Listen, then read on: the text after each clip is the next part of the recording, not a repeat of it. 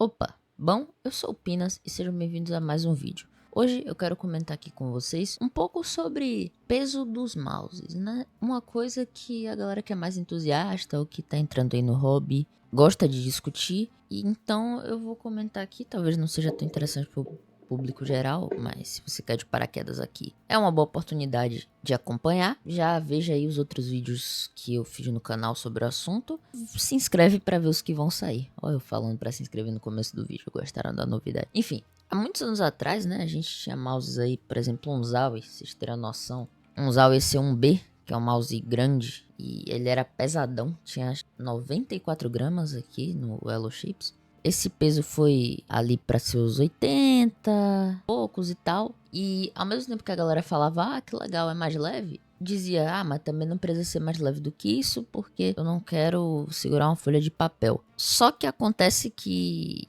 isso foi diminuindo cada vez mais. Eu lembro que, pra quem joga e não é entusiasta, e acho que pro público geral, o que foi disruptivo, assim, foi o G Pro Superlight, querendo ou não, né? Pesando 60 gramas, sem fio, né? Isso é importante, além de ser leve, ele ainda era sem fio, ou seja, tinha que comportar uma bateria dentro. Impactante na indústria como um todo. E daí, nós tivemos mouses nessa faixa, né? De abaixo dos 70 ali, né? 65, 60, até que baixou pra faixa dos 50. Demorou mais um pouco pra faixa dos 40, e aí com os mouses chineses, 30 e poucos, e a Geovos aí com seus mouses abaixo dos 30, né? Muita gente diz, ah, mouse mais leve é melhor. Há controvérsias. Comenta que o mouse mais leve ele é melhor por conta da inércia e tudo mais, e eu não vou entrar muito nesse fator de física, afinal de contas eu não sou físico. E assim, pra galera que é muito adentro dessa parte de peso, eu já vi até no Reddit sobre, comentam essa parte da inércia, da tensão muscular em relação ao peso do mouse. Ok, tudo isso pode ser, mas a partir do momento que entra na questão de preferência, tudo isso cai por terra.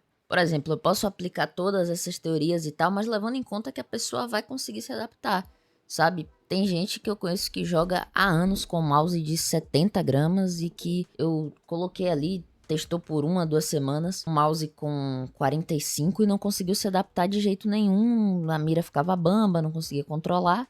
Pode ter essa parte física, sim, mas tem a parte de preferência e de pegada também. Por exemplo, para fingertip, realmente você ter um mouse leve ajuda porque você tem um mínimo contato, né? Uma pegada que você tem contato só com as pontas dos dedos, então pode ser que quanto mais leve melhor, porque você vai precisar movimentar menos massa ali. Agora, se eu tenho um cara com a palm, por exemplo, que ele coloca uma força maior ali para mexer o mouse, tu vai sair voando da mesa, ao passo em que tem gente que prefere porque acha que dá mais agilidade. Então vai muito de cada um. Não existe essa de peso melhor, peso errado e por aí vai. Certo? Então alguém te diz, esse é o melhor mouse porque tem 45 gramas. Mentira, tá? É um mouse leve e pode ser ou não da sua preferência, tá? E é um fato que isso muda o feeling. Por exemplo, se eu pego um mouse pequeno, com seus 60 gramas, ele vai ter um feeling ali, uma sensação mais densa do que se eu pego um mouse grande com os mesmos 60 gramas. Por exemplo, o G Pro X Superlight, ele é muito bem balanceado, um mouse médio para grande, e eu ainda sinto ele na mão bem leve. Agora eu tenho um mouse menor, que tem os mesmos 60 gramas, e por conta do balanceamento do tamanho, ele parece mais denso mesmo. Assim, você vai ter diferenças na construção, tá?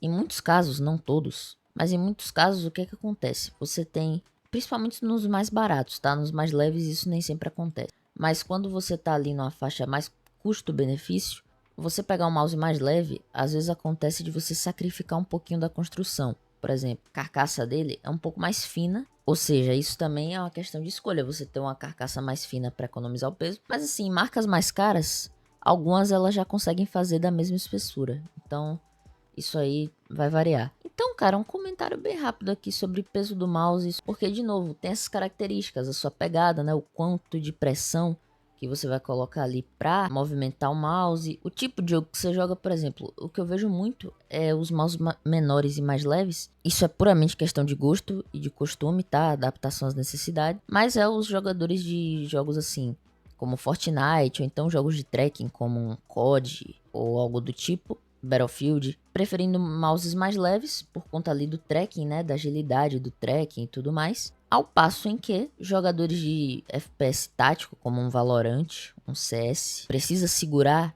muito ângulo, você precisa de mais estabilidade na mira, acabam preferindo mouses numa faixa de 60 gramas, 50 gramas, que fornece ali uma sensação de maior controle para o tipo de movimento feito. Me acostumei com mouses mais leves, encontrando formatos que eu prefiro, eu me reacostumei tranquilamente, né? Então, é uma questão muito subjetiva, como eu falei, tem as características que podem favorecer ou não a sua escolha, mas na prática vai do que você se acostuma e do que você prefere. Beleza? Acho que um resumo bem claro é isso. E é isso. Tamo junto. Não esquece de comentar aí sua opinião, deixar like, se inscrever no canal. Valeu e até a próxima.